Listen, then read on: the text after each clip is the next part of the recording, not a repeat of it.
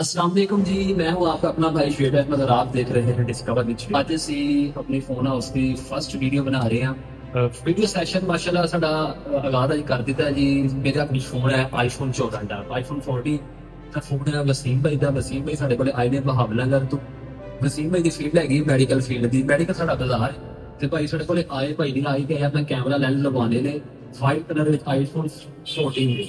ਭਾਈ ਨੂੰ ਵਿਖਾਏ, ਭਾਈ ਨੂੰ ਪਸੰਦ ਆਏ, ਭਾਈ ਨੂੰ ਰੇਟ ਦਿੱਤਾ, ਭਾਈ ਨੂੰ ਰੇਟ ਵੀ ਪਸੰਦ ਆ ਗਿਆ ਤੇ ਆਓ ਉਹਨਾਂ ਕੋਲੋਂ ਰਿਵਿਊ ਲੈਣੇ ਆ। ਵਸੀਮ ਭਾਈ ਕਿਵੇਂ ਦਾ ਰਹਾ ਦੁਕਾਨ ਦਾ ਵਿਜ਼ਿਟ ਰਿਹਾ ਤੁਹਾਡਾ ਜਨਾਬ? बहुत अच्छा रहा।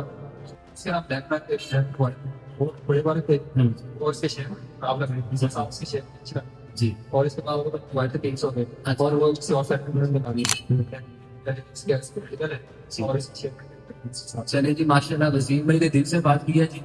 आप भी हमारे पास आए, आपको बेहतरीन डील देंगे, अच्छे अच्छे रेट देंगे जनाब। फोन हाउस फरुनाबाद मेडिकल बाजार जी। बिस्मिल्लाह जनाब।